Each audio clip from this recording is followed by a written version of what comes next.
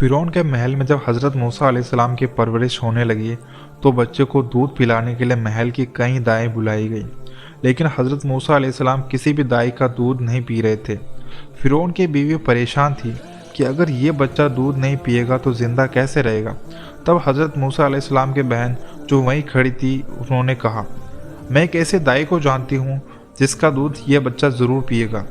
फ़िरौन की बीवी ने कहा, उसे फ़ौरन बुलाओ।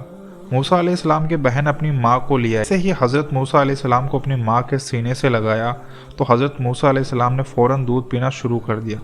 फ़िरौन की बीवी ये देखकर खुश हो गई और कहा, ये दाई अब शाही महल के अंदर ही रहेगी और इसी को मूसा अलैहिस्सलाम की परवरिश का जिम्मेदार बनाया जाएगा। फ़िरौन के घर में अब मूसा अलैहिस्सलाम की माँ ही अपने बेटे को परवरिश कर रही थी। यह अल्लाह का करिश्मा था कि जिस फ़िरौन ने मूसा अलैहिस्सलाम को कत्ल करने का फरमान दिया था, वही फ़िरौन अब मूसा अलैहिस्सलाम की हिफाजत कर रहा था। कुछ सालों बाद एक दिन एक अजीब वाक़या हुआ। मूसा अलैहिस्सलाम अब कुछ साल के हो चुके थे। एक दिन फ़िरौन मूसा अलैहिस्सलाम के पास था।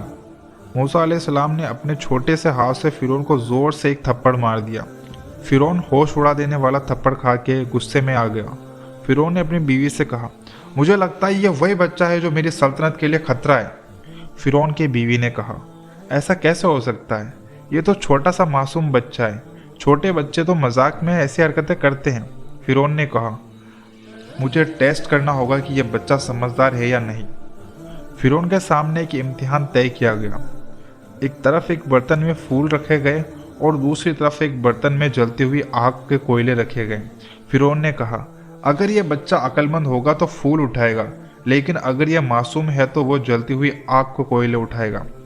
हज़रत मूसा अलैहिस्सलाम के हाथ फूलों की तरफ बढ़ने लगे, लेकिन अल्लाह के हुक्म से हज़रत जिब्राईल अलैहिस्सलाम ने मूसा अलैहिस्सलाम का हाथ पकड़ लिया और आग को कोयले की तरफ ले गए। मूसा अलैहिस्सलाम ने एक कोयला उठाया और अपने मुंह में रख लिया। मुंह जल गया, ज़बान जल गई, हाथ पर भी जलने का निशान आ गया। फिर फ़िरौन ने यह देखा तो उसके दिल का खौफ दूर हो गया। फ़िरौन ने कहा, यह बच्चा मासूम है, इसे कुछ नहीं पता। यह अल्लाह का करिश्मा था कि मूसा अलैहिस्सलाम की जान बच गई, लेकिन आग के कोयले के जलने की वजह से मूसा अलैहिस्सलाम की ज़बान थोड़ी सी अटक गई थी।